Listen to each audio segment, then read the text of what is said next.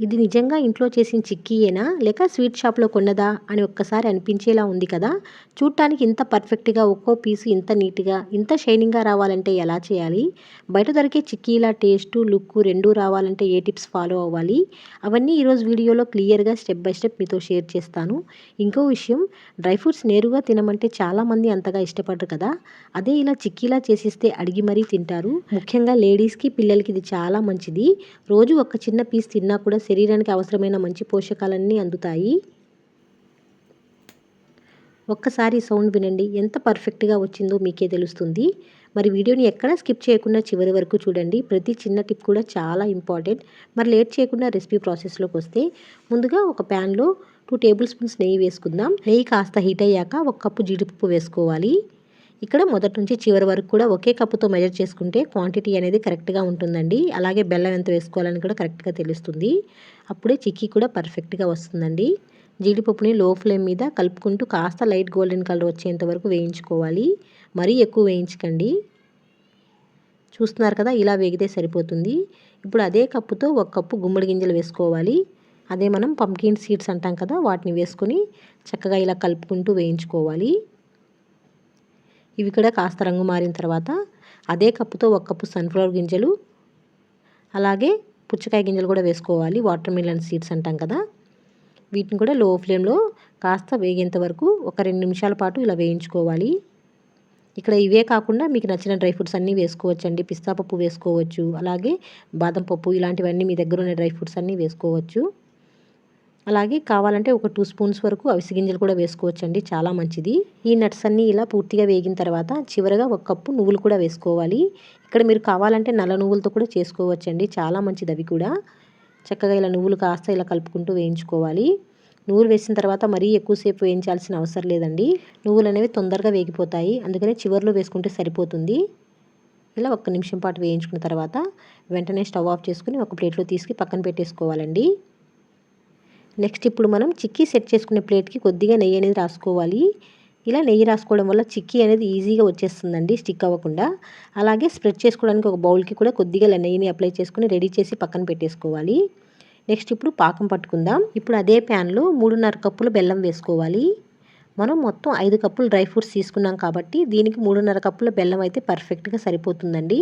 ఒకవేళ మీకు కొంచెం ఎక్కువ స్వీట్ ఇష్టమైతే బెల్లాన్ని కొంచెం పెంచుకోవచ్చు, లేదా స్వీట్ అనేది కొంచెం తక్కువ ఇష్టమైతే కొంచెం తగ్గించైనా వేసుకోవచ్చు. సింపుల్‌గా చెప్పాలంటే 1 కప్పు డ్రై ఫ్రూట్స్‌కి 3/4 కప్పు బెల్లం అయితే పర్ఫెక్ట్‌గా సరిపోతుందండి. ఇప్పుడు ఇందులోకి అరకప్పు నీళ్లు పోసి స్టవ్‌ని మీడియం ఫ్లేమ్‌లో పెట్టుకొని బెల్లం పూర్తిగా కరిగేంత వరకు ఇలా కలుపుకుంటూ ఉడికించుకోవాలి. చూడండి, బెల్లం అనేది ఇలా పూర్తిగా కరిగిన తర్వాత ఒక స్ట్రైనర్తో ఫిల్టర్ చేసుకొని మట్టి, ఇసుక, గడ్డి ఇలాంటిది ఏమైనా వచ్చిందేమో చూసుకొని ఇలా క్లీన్ చేసేసుకోవాలి. ఇలా బెల్లాన్ని ఇలా క్లీన్ చేసుకున్నాం కదా, ఇప్పుడు స్టవ్ని మీడియం ఫ్లేమ్లో పెట్టుకొని చక్కగా కలుపుకుంటూ పాకం వచ్చేంత వరకు ఒక 5 నుంచి 6 నిమిషాల పాటు ఉడికించుకోవాలి. చూడండి, పాకం అనేది కొద్దిగా దగ్గర పడింది కదా. ఇప్పుడు ఈ టైంలో ఒక చిన్న బౌల్లో నీళ్లు తీసుకొని అందులో కొద్దిగా పాకం వేయాలి. కాసేపు చల్లారిన తర్వాత చేత్తో తీస్తే చూస్తే ఇంకా మెత్తగా సాగుతూ ఉంటే పాకం ఇంకా రాలేదన్నమాట. ఇలా ఉంటే సరిపోదండి. ఇలా కొంచెం సాఫ్ట్గా ఉంది కదా, ఇలా ఉంటే పాకం వచ్చినట్లు కాదు. పాకం అనేది కొద్దిగా గట్టిగా ఉండాలి. ఇప్పుడు దీన్ని అదే పాకంలో వేసేసుకొని మరో నిమిషం పాటు ఉడికించుకుందాం. ఇక్కడ ఒక చిన్న టిప్ చెప్పాలండి. ఈ టైంలో పాకాన్ని మాత్రం వీలైనంత లో ఫ్లేమ్లో పెట్టి కలపాలండి, లేదంటే తొందరగా అడుగు పట్టే అవకాశం ఉంటుంది. ఇప్పుడు చూద్దాం పాకం వచ్చిందో లేదో. ఇలా కొద్దిగా వేసుకొని చెక్ చేస్తే టంగ్ అనే సౌండ్ రావాలండి. అలాగే చక్కగా విరిస్తే విరిగిపోవాలి. ఇలా వస్తే పాకం అనేది పర్ఫెక్ట్గా అయినట్లే. ఇదే పాకం అండి పల్లి చెక్కి, నువ్వుల చెక్కి, ఇలా ఏ చెక్కి చేసినా కూడా ఈ పాకం అయితే పర్ఫెక్ట్గా ఉంటుందండి. ఇప్పుడు ఇందులోకి మంచి ఫ్లేవర్ కోసం ఒక స్పూన్ నెయ్యి, అలాగే ఒక స్పూన్ వరకు యాలకుల పొడి కూడా వేసి ఒకసారి బాగా కలిపేసుకొని ఇప్పుడు మనం ముందుగానే వేయించి పెట్టుకున్న డ్రై ఫ్రూట్స్ అన్ని ఇందులో వేసేయాలి. ఇక్కడ నుంచి కొంచెం త్వరగా కలిపేయాలండి, లేదంటే పాకం త్వరగా గట్టిపడిపోతుంది. చక్కగా ఇవన్నీ బాగా కలిసేలా ఇలా మిక్స్ చేసుకోవాలి. ఈ పాకంలో చక్కగా ఈ డ్రై ఫ్రూట్స్ అన్నీ కలిసిపోయాయి కదా. ఇప్పుడు స్టవ్ ఆఫ్ చేసుకొని ఇప్పుడు మనం ముందుగా నెయ్యి రాసి పెట్టుకున్న ప్లేట్కి ఈ చిక్కీ మిశ్రమాన్ని వేసుకోవాలి. ఇలా వేసిన వెంటనే చక్కగా ఇలా స్ప్రెడ్ చేసుకోవాలండి. ఇప్పుడు మనం ముందుగానే నెయ్యి రాసి పెట్టుకున్న బౌల్ ఉంది కదా, ఈ బౌల్తో కూడా చక్కగా ఇలా నొక్కుతూ స్ప్రెడ్ చేసుకుంటే చాలా ఈజీగా వస్తుందండి. అసలు స్టిక్ అవ్వకుండా ఎంత చక్కగా వస్తుంది చూడండి, చాలా స్మూత్గా నీట్గా సెట్ అవుతుంది కదా. మీకు కావాల్సిన థిక్నెస్కి వరకు ఇలా సమానంగా స్ప్రెడ్ చేసుకోండి. చూడండి మన డ్రై ఫ్రూట్ చిక్కీ అనేది ఎంత షైనింగ్గా ఎంత కలర్ఫుల్గా కనిపిస్తుందో. ఇలా కొద్దిగా వేడి ఉన్నప్పుడే నైఫ్తో మనకు కావాల్సిన సైజులో ఘాట్లు పెట్టుకోవాలి. మరి పూర్తిగా చల్లారిపోయిన తర్వాత గట్టిపడిపోతుందండి, కాబట్టి తర్వాత కట్ చేసుకోవడం కష్టమవుతుంది.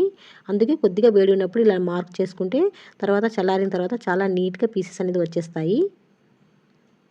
చూస్తున్నారు కదా మన డ్రై ఫ్రూట్ చిక్కీ ఎంత చక్కగా రెడీ అయిపోయిందో.